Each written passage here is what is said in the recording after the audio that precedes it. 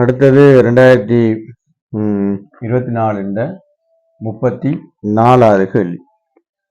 இந்த கேள்வி வந்து உங்களுக்கு இப்போ திரையில தெரியக்கூடிய மாதிரி இருக்கும். என்னென்னா, உருவிற்காட்டப்பட்டுள்ளவாறு ஒரு சமாந்திர தடையின் தொகுதியும் ஒரு தொடர் தடை தொகுதியும் தொடுக்கப்பட்டுள்ளன. தடைகளுடைய தடை பெருமானங்கள் சமனாகவோ சமனற்றவோ இருக்கலாம். பின்வரும் கூற்றுகளில் எது எப்போதும் உண்மையானது? சரி, வேற படம் இப்படித்தான் இருக்குது. இந்த படம் வந்து அவங்க தொடருக்காக ஒரு விஷயத்தை தந்திருக்காங்க, அவ்வளோதான். 3 4 ரைட். சரி, இப்போ சமாந்திரமா அடுத்த தொகுதி இணைக்கப்பட்டிருக்கு. இப்படியே வந்து 1 2 3 4 தொடருக்காக இப்படி இணைக்கப்பட்டிருக்கு. சரி, இது ஒரு தொடர் சமாந்திரத்துக்குரிய நல்ல ஒரு உதாரணமான ஒரு அமைப்பு. இது R1 R2 என்று போட்டிருக்காங்க, R3 என்று போட்டிருக்காங்க, R4, இது R1 R2 R3 R4 இருக்காங்க.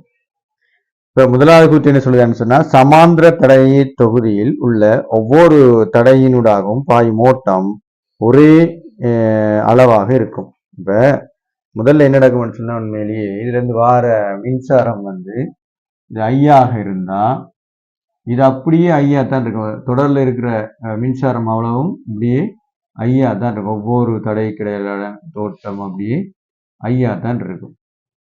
ஆனா இதுல வந்ததுக்கு பிறகு இது என்ன செய்யும்னா பிரியும். இந்த ஐயாக வந்தது, நான் இதுல I1 என்று போட்டேன்னா பிறகு என்ன செய்யும்? இதுல I1 மைனஸா போகும், இதுல வந்து I2 போகும், இதுல வேற, இதுல I3 ஆயிரும், இதுல I4 ஆகி சேர்ந்து கடைசியா என்ன செய்யும்? ஐயாக வெளியில போகும். அப்ப எல்லாமே சேர்ந்து ஐயாக போகும். இது வோல்டேஜை பார்த்தோம்னு சொன்னா, இதுல ஒரு, அதாவது இதுல இருக்கிற வோல்டேஜ் V1 என்றா இது வேறு, இது V2, இது V4, இது V5 வந்து தனித்தனியா வரும். இப்ப இதுல எல்லாத்துக்குமே இந்த இடத்துல இருக்கிற அழுத்தம் வந்து இப்படியே பார்த்தோம்னு சொன்னா, இந்த அழுத்தம் அது ஒரே ஒரு பெருமதியா தான் இருக்கும். அது V6 என்றா V6 தான் இருக்கும். அப்படி சரி, சமாந்திரமாக இருந்தா. இதை வச்சுதான் அவங்க கேள்வி கேட்கிறாங்க. முதலாவது என்ன, சமாந்திர தடை தொகுதியில் உள்ள ஒவ்வொரு தடையினூடாக பாயும் ஓட்டம் ஒரே அளவனாக இருக்கும். சமாந்திரமா இருக்கிறதுல ஓட்டம் எல்லாம் சமனா இருக்குமா? இல்லை. அப்ப முதலாவது கூற்று வந்து புள்ளியான கூற்று, சமனா இருக்காது. தொடர்தடை தொகுதியில் உள்ள ஒவ்வொரு தடை குறுக்கே உள்ள வோல்ட் அளவு வீழ்ச்சி ஒரே அளவா இருக்கும்.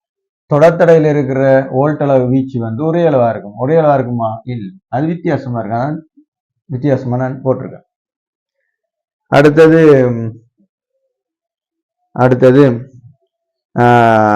தொடர்தடை தொகுதியில் உள்ள எந்த ஒரு தடையிலும் பார்க்க முழு வளையப்பினும் மொத்த தடை கூடியதாகும். ரைட்.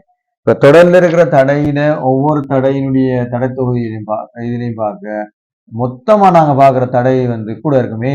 என்னுடைய தடைக்குரிய இதை நாங்க பார்க்கும்போது என்ன பார்க்கறாங்க? ரைட், இதுல மொத்த தடை என்ன?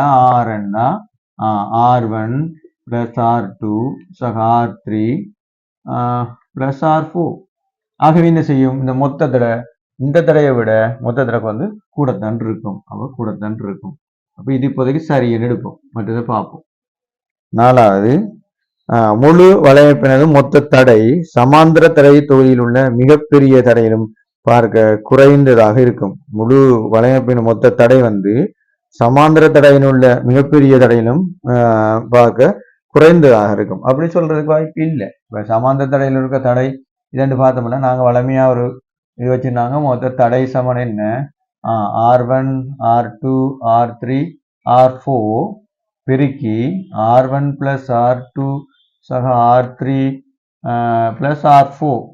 இது எப்படி வந்தது? ஒன்றுங்கள் R2 எடுத்து அதுல இருந்து வந்த இதுதான். ஒன்றுங்கள் R1 பிளஸ் ஒன்றுங்கள் R2 பிளஸ் ஒன்றுங்கள் R3 பிளஸ் ஒன்றுங்கள் R4 வடிவம் தான் இது. அப்படி பார்க்கும்போது இது வந்து பெரிதாக இருக்குமென்றது, அதாவது பெரிய ஒரு தடையிட குறைவாக இருக்குமென்றது அது பிள்ளை. சரிதானே? அது பிள்ளையான கூட்டா இருக்கும். கூடலாம் இல்லாட்டி குறையலாம், சொல்லலாம். ரெண்டு விஷயங்கள் நடக்கலாம்.